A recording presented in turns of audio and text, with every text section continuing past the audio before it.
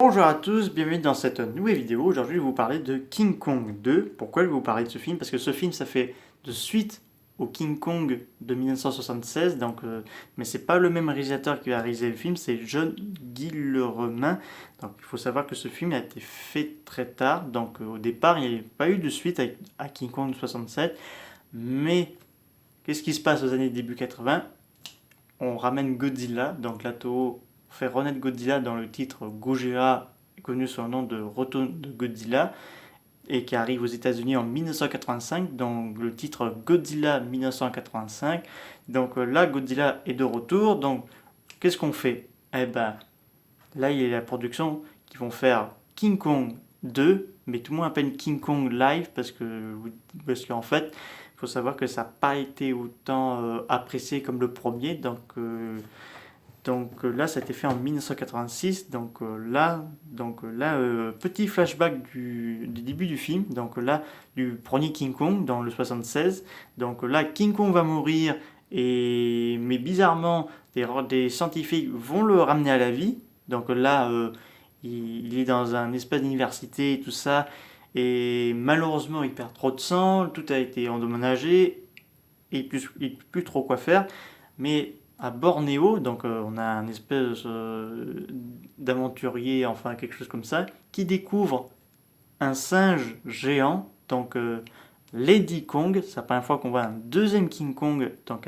Elle va être ramenée aux États-Unis pour qu'elle puisse transférer du sang à King Kong. Donc l'opération marche. Il se réveille et il prend maintenant l'intérêt pour la femelle Kong, Lady Kong, et il veut s'inapproprier et l'emmener avec lui dans la montagne américaine. Et là, c'est où là, on va voir le militaire qui va les traquer. Donc là, un peu charbé, mais disons, qui a envie de voir qui a envie la peau des singes. Là, il est envoyé à leur trousse. Le film est pas mal. C'est un petit peu mes préférés parce que il y a assez des scènes d'émotion. Mais je trouve que le film est assez fait, peut-être pas à l'arrache, mais à la bac. Parce que il y a quelque chose qui m'a un peu gêné dans le film, c'est que Kong, dans le 1976, il est bipède. Il peut marcher debout comme ce sera fait dans Kong Skylang et tout ça. Bizarrement, je ne sais pas pourquoi le réalisateur a fait ça. Il a fait un Kong qui marche sur ses quatre pattes, comme les gorilles actuels. Je me suis dit si c'était un peu dommage parce que ça casse vraiment une bonne partie parce que être l'avantage debout, il pouvait faire plein de choses intéressantes parce qu'à quatre pattes c'est vraiment dommage quoi. En plus surtout la personne qui jouait dedans devait avoir super mal au dos à force de faire ça aussi. Mais bon, on se sent que ça commence à devenir un peu spécial quand même les films de King Kong. D'ailleurs, le début du film, vous verrez que c'est un peu un clin d'œil à Frankenstein, surtout la tête de Kong, mais surtout les séquences avec le moyen de transmettre du sang et tout ça. Et, après, et donc ça fait penser un peu à du Frankenstein. Moi, qu'est-ce qui est un peu dommage aussi, c'est que les deux principaux acteurs du King Kong de 76 ne jouent pas dans le film, malheureusement. Ils font juste un petit flashback du début du film, alors flashback du fin de l'autre film.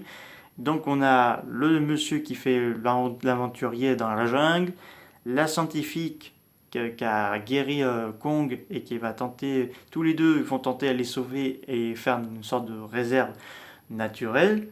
Mais là, il faut savoir qu'il va y avoir un fils dans le film.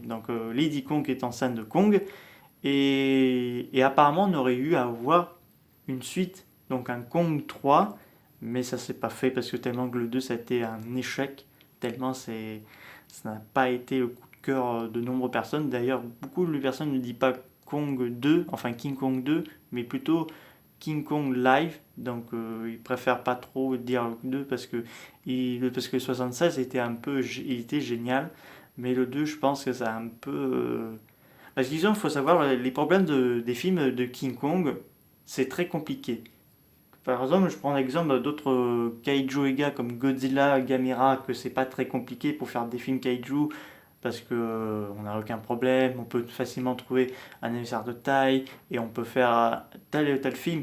Mais le problème de King Kong, on peut pas faire tout le temps non plus des remakes de 33 comme je parce que bon, peut-être le 2005 ça a été un grand succès parce que en matière d'effets spéciaux, mais les films avec King Kong qui capture une femme et tout ça, ça marchera pas. Personnellement, ça peut plus remarcher. Peut-être des débuts des années 2000, mais pas en 2020 ou 2021, pas un truc de ce genre. Ça marchera pas, personnellement. Donc, allez, voyez-le, le film est sorti sur Amazon.fr, sur Fnac. Donc, c'est quand même un bon film, un très bon divertissement. Donc voilà, mais je vous tiens quand même au courant parce que le film, même si les costumes sont assez bien réussis quand même, il y a des fois j'ai l'impression quand Kong est en feu, j'ai l'impression qu'on va voir carrément le robot un peu comme Terminator, vous voyez que je voulais dire.